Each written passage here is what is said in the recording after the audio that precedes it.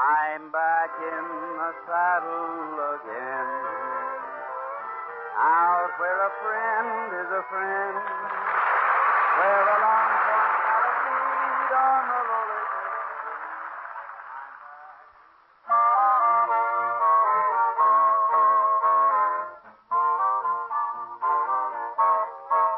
I'm dressing up in style, for in a little while I'm gonna ride into town, and every cowboy pal I know will lift his heel and toe when payday rolls around.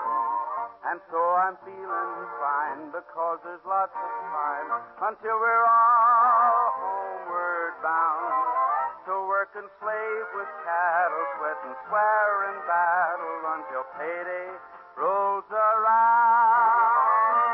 What does a cowboy do when all of his work is through? Just what I'm gonna do now.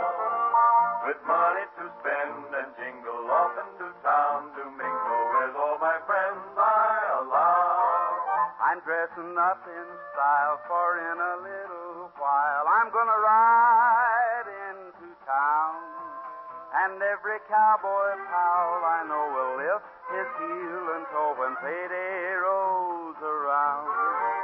And so I'm feeling fine because there's lots of time until we're all homeward bound. To work and slave with cattle, sweat and swear in battle until payday rolls around.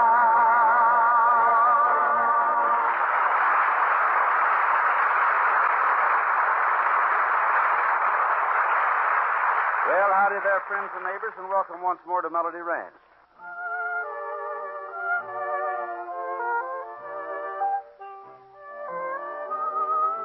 Sometimes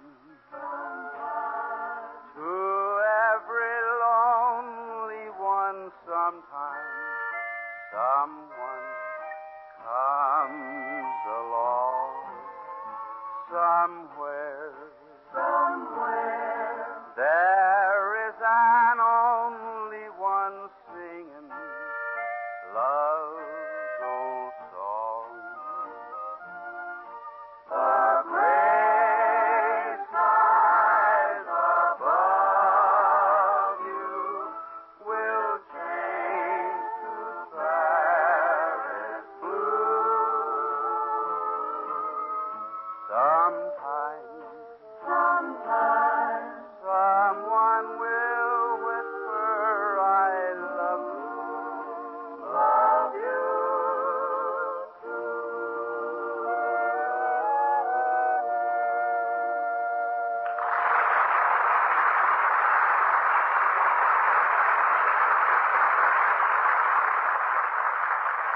Thank you very, very much there, friends. Thank you. Say, Patrick. Yeah, Mr. Autry, what's on your mind? Well, I was just going to tell you. I saw a guy today who said that he knew you. Oh, he knows me? Well. Can't think of his name, though. Oh, you can't think. Well, was his name Schwartz? No. Buchanan? No. Wasn't Carstairs Bridle Snapper, was it? No. Was it Aaron McAaron? No. Was it Brown? No, it wasn't Brown. Was it Brown? I just told you it wasn't Brown. Well, I know two Browns. I thought maybe it was the other one. And it wasn't Jackson, either. Well, Now, look. Suppose we just forget it, huh?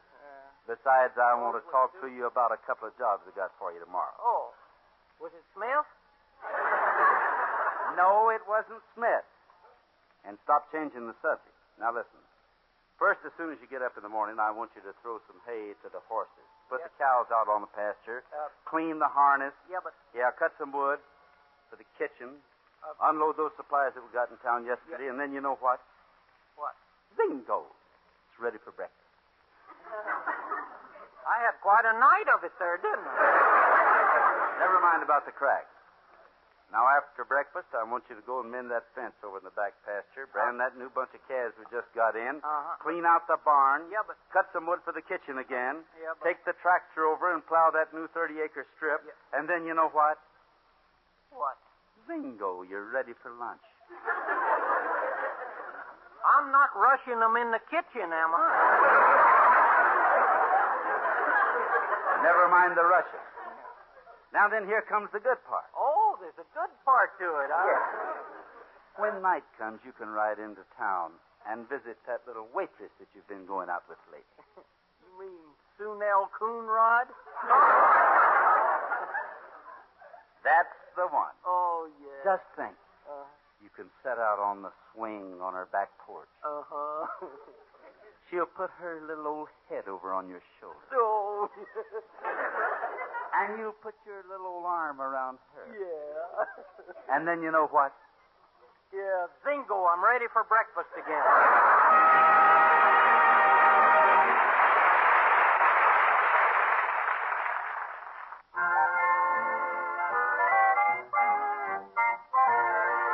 I'm a fool to care when you treat me this way.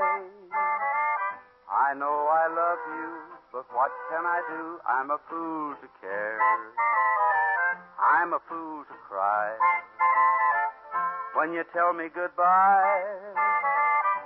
You left me so blue when you were untrue. I'm a fool to care.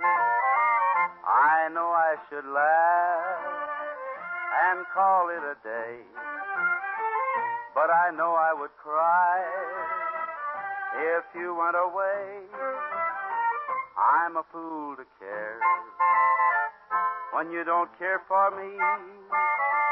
Why should I pretend I'll lose in the end? I'm a fool to care.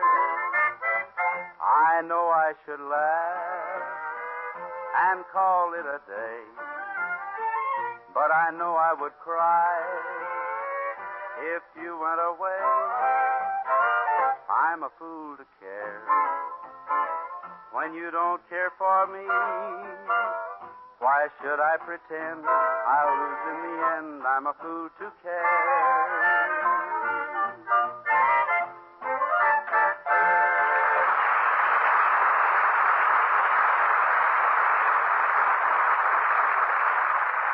Thank you very, very much, folks. I'm glad you liked it. Well, sir, here it is, story time once more on Melody Ranch. So what do you say that you all sit back and relax while I tell you the story of Buck versus Kate? A story that all began one summer quite a long time back, long before I ever owned Melody Ranch. At any rate, Johnny Bond and I were getting awful close to broke one day when we read an ad in the Help Wanted column of one of the stock journals saying that a fellow by the name of Buck Dean needed a couple of experienced hands. So, without further ado, we rode out to the B-Bar-D spread, saw Buck Dean, and got the job. Okay, you two. It's all clear then. Your only job is to ride my east boundary line from one end to the other. Cover it like a blanket. And I mean cover it. I'm settling an old score with that dame that runs that ranch next to mine, named Kate Hawkins. Oh? Anything serious? Plenty, son, plenty. 3 months ago, she had her place surveyed. The survey showed that my barn was setting 21 inches over on her property. 21 inches, mind you. So you know what that old she-cat did? She went to the law and made me move my whole barn over that measly 21 inches. Cost me darn near $400. Ooh-wee. Now, you can say that again, but now... now I've got her right where I want her. You see, the only water in this section is in Crazy Creek. And Crazy Creek is on my property. Sounds to me like you got Miss Hawkins, or whatever her name is, right over the well-known barrel. You darn right I have, son. But she started the whole thing by making me move my barn. And you know why? No, why? Because she's mean and ornery, that's why. Oh. And what's more, right now she's building a new feed house jam up again the same barn she made me move. Oh? And there's where I've got her again. What do you mean by that, Mr. Dean? That I wouldn't tell my closest relative, son, even if I thought he dropped dead the second I told him.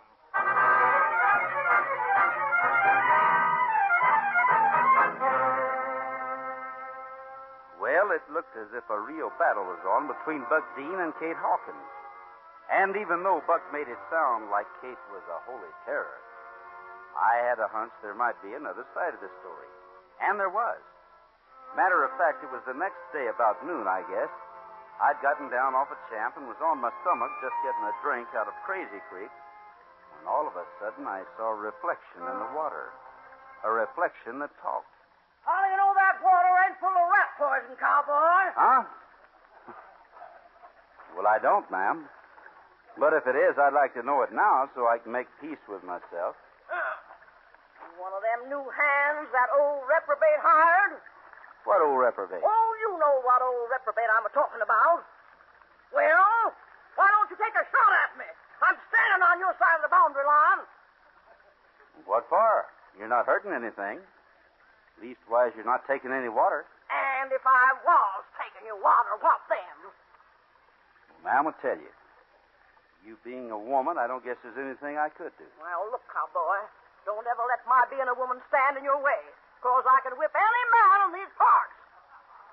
And you ain't no exception. You know, you can just bet your last dollar that I'm not going to give you a chance to prove it. Well, good. Say, by the way, what's all this trouble between you and Buck Dean about, anyway? Now, don't tell me he ain't told you. He told me his side of it. Matter of fact, he claims that you started the whole thing by making him move his barn over 21 inches. Oh, he did, eh? Well, for your information, it dates back a lot further than that. Oh? Sure. As far as that barn moving episode is concerned, I gotta admit I did it for spite, but believe me, I had my spider coming. You know, Miss Hawkins, I was just thinking. What?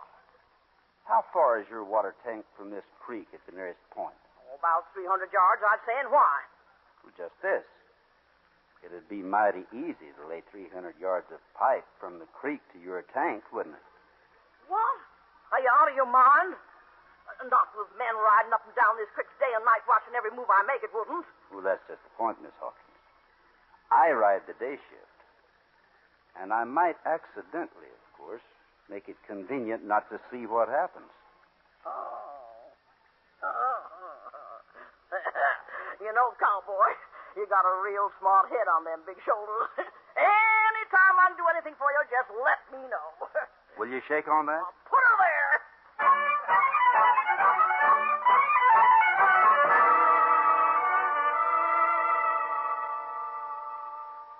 And so the next day, Kate Hawkins had her men start laying a pipeline through a wheat field that led from Crazy Creek to her water tank. It was a simple job, and in no time at all, her tank was filled to overflowing, with Buck Dean none the wiser. At any rate, after that, things went along right peaceful, like for the next couple of weeks. But then one day, the old man sent for me. Gene, this is going to be my big day with Kate Hawkins. Oh, is that so? I thought you two had settled down to a slow walk. Huh? Not by a long shot. You remember me telling you that she made me move my barn over 21 inches after she had that survey made? Yeah? And you know that new concrete feed house she just finished building yesterday jam up against my barn? Yeah? Well, I'm going to make her tear down the whole shebang and move it back off in my property. But I thought that... I know what you thought, and Kate Hawkins thought the same thing. When I had to move my barn, I moved it over 36 inches instead of 21 inches. And now she's got a new concrete feed house resting exactly 15 inches over on my property.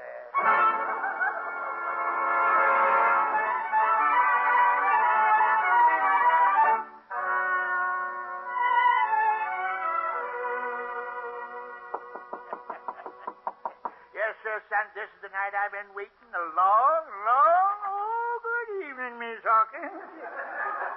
I wonder if I might trouble you to discuss a little business. Why, certainly, Mr. Dean. Now, won't you come in? Oh, thank you. And by the way, this is Mr. Autry, one of my hands, Miss Hawkins. How do you do, ma'am? Well, it's nice to meet you, Mr. Autry. Any friend of Mr. Dean's is a friend of mine. Yes. I take it your business has been good, Miss Hawkins? Oh, never better, Mr. Dean. Oh, by the way, before we get down to whatever discussion you have in mind, would either of you gentlemen care for a piece of fresh home-baked apple pie? Not for me, thank you, Miss Hawkins. You see, this is purely business over after we've discussed Well, business. very well. And now, Mr. Dean, what, if I may ask, is the nature of your call? Well, to begin with, Miss Hawkins, I'm sure you haven't forgotten the, shall we say, unfortunate incident when your survey forced me to move my barn over 21 inches off your property. Oh, yes, that was unfortunate, wasn't it? But now that it's all over, why? But that's why I called. You see, Mrs. Hawkins, it isn't all over. Oh, I don't believe I understand, Mr. Dean. Well, Miss Hawkins, in my clever way, I hit upon an idea while moving my barn to move it over 36 inches instead of 21 inches. So now, for your information, your new concrete feed house happens to be resting approximately 2 feet over on my property. Oh? Well, now, that is unfortunate, isn't it? That is, except for one small thing. Eh? What small thing you talking about? Well, this, Mr. Dean, this report. Report? What report? The report of the survey. You see, it actually showed that your barn was originally 4 feet over on my property. What did you say? That's right, Mr. Dean. You see, when I told you your barn was only 21 inches over, I allowed for your trickery. So for your official information, your blasted barn is still on my property. But I tell you, That's what it is, Mr. Dean. Now, look here, Kate Hawkins, I'll get him with you. You better take him home before he explodes, Mr. I Autry. think you're right, Miss Hawkins. We'll see you later. Right, Dean. And good night, Mr. Dean. Nice night, Buck. Too bad it wasn't yours. It was just like having somebody stick a knife in my back. Having her get the upper hand like that. I know that, Buck. I know that. But don't forget you came over to make her feel the same way you feel now. I know, Gene, but darn it, she's a woman. Yeah, I know that. And there's where you made your first mistake. Believe me, Buck, you're wasting your time to put anything over on one of them. You mean that I... I mean that you're licked thoroughly and completely. So look, now, why don't you go back in there and patch the whole thing up? Once and for all. What? Me make up with that old she-cat? Not on your Okay, life. all right. You're the boss. But don't forget, if you set out to cause any more trouble, she can make you move your barn. And that's liable to be mighty foolish and expensive. But, Gene, what'll I say to her? You don't have to say anything. Just ask her if she's willing to let bygones be bygones. Well... All right, come on. Swallow that silly pride. Oh, all right. You win. But if it don't work, Gene Autry, you're fired. Well, I'll take that chance. Now, come on.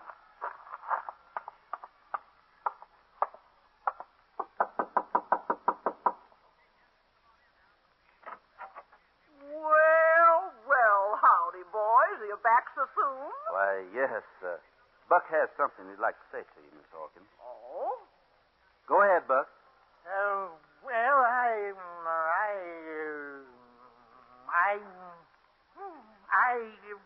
Kate, I was just thinking.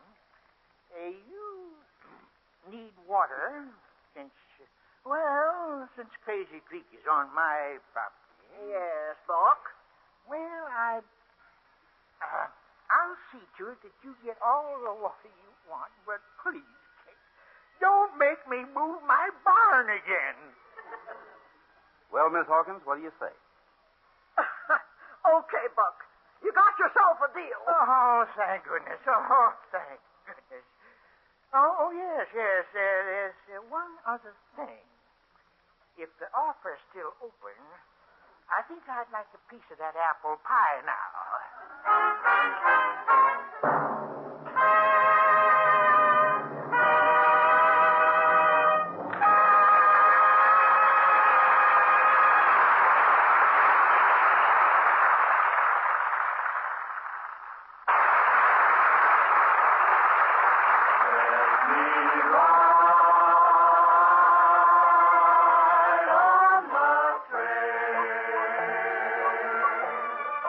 In the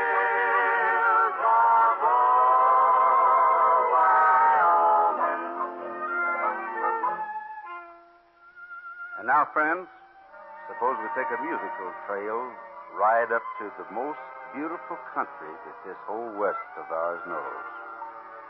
Country where the mountains touch the clouds and the clouds touch heaven.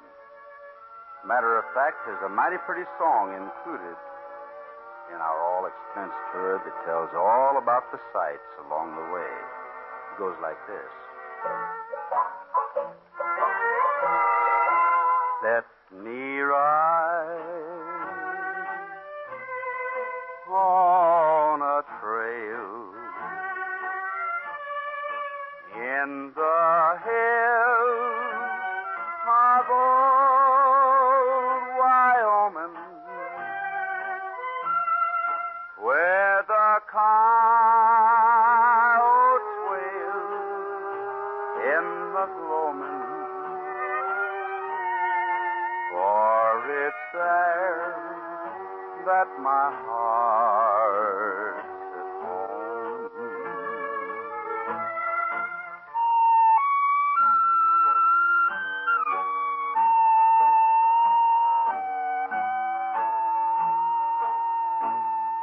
In the night, let me rest with the blue sky from my ceiling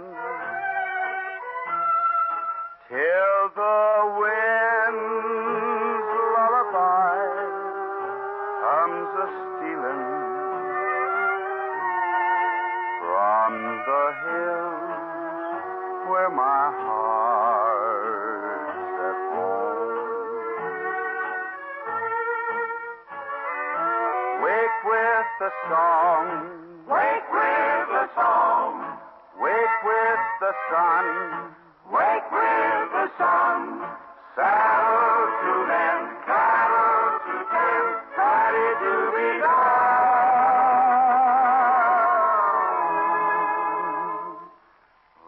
let me live on the range, where a man has room to roam in and to dream of his love in the gloaming, in the hills of old Wyoming, in the hills of old Wyoming.